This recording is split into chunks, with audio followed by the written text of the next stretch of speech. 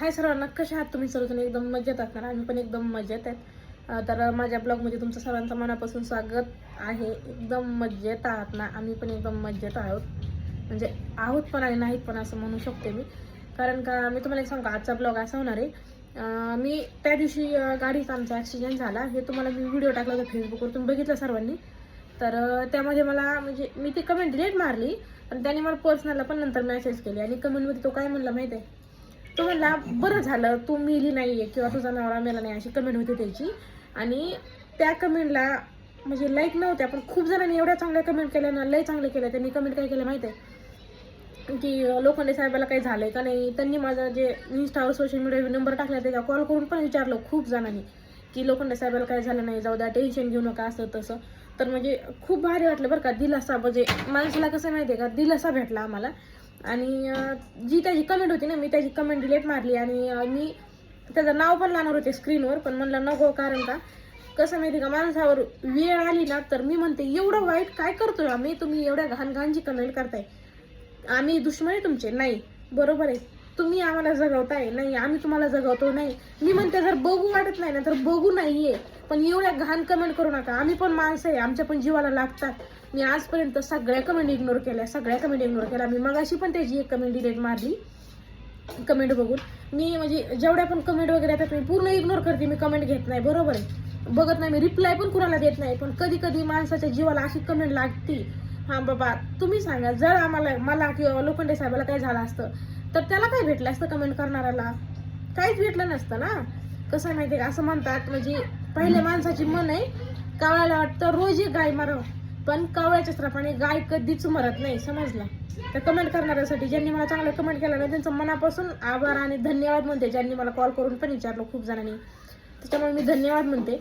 पण मला एवढंच म्हणायचं आहे की हीच कमेंट जर आपण आपल्या आई किंवा बहिणीला केली तर काय वाटेल त्यांच्यावर, किंवा तुम्हाला स्वतःला जर केली तर काय वाटेल, हे स्वतःला माझ्या जागेवर ठेवून बघा. मी काय म्हणते, आम्ही दुःखात होतो, हे बघा, आपण स्वतःच्या कष्टावर काहीतरी उभं केलेलं असतं आणि त्याचं नुकसान झालं ना, तर तुम्हाला पण अनुभव आहे, खूप त्रास होतो. आपण काय असं काही एकदम श्रीमंत किंवा रॉयल फॅमिलीतून नाही, आपण मिडल क्लास फॅमिलीतून नाही, बरोबर आहे. आपण आपल्या कष्टावर इथपर्यंत आलोय आणि कष्ट करून जी गोष्ट आपण घेतो ना, त्या गोष्टीला जर थोडा पण धक्का लागला ना, तर खूप त्रास होतो माणसाला, खूप मन खचतं. म्हणून मी म्हणजे माझ्या फक्त भावना व्यक्त केल्या होत्या. आणि मी असं म्हणलं नव्हतं की दादा तुला की तू बाबा आमचा व्हिडिओ बघ, तुला बघू वाटत नाही ना, तू ब्लॉग कर, तुझ्या इथून मागं पण खूप कमेंट आहेत, पण मी त्या कमेंटला इग्नोर केला आतापर्यंत. पण त्या दिवशी तू काय म्हणला, तू व्हिडिओ काढत असशील म्हणून तुला झाला, गाडीचं तसं झालं असं, तुला व्हिडिओमध्ये लक्ष असन, गाडी चालवताना नवऱ्याला गाडी चालवून देत नसशील. अरे यार दादा, मी नव्हतेच ना सोबत, कस्टमर होते गाडीत, है ना, कस्टमर्स होते ना. कशाला त्या लोकांवर ध्यान देते तू? देत नाही देत. वाईट लोक वाईट जी कमेंट करतात ना, तर त्यांना मला एकच सांग नाही, त्यांनी अजून त्याच्यापेक्षा वाईट कमेंट करा. ते विषय नाही सांगून त्यांना काय फरक पडणार नाही. त्याच्यापेक्षा आता तुम्ही 2 शिवाय देतात ना, 10 द्या. कमेंट वाईट करणाऱ्याला सांगतोय मी, ते विषय नाहीये. मला शब्द कोणचा लागला की गाडीला काय व्हायला नव्हतं पाहिजे, पण तुझा नवरा मारायला पाहिजे होता. ही कमेंट मी वाचली, माझ्या जीवाला लय लागली. थोडं होणार आहे मला काही होणार नाहीये, पण मी काय म्हणते, कुणाविषयी आपण एवढं घाण कसं विचार करू शकतो यार, कसं बोलू शकतो आपण? नाही ना बोलू शकत कुणाविषयी. माणूस काय म्हणतो माहित का, दुश्मन असाव पण ते सुखी असाव.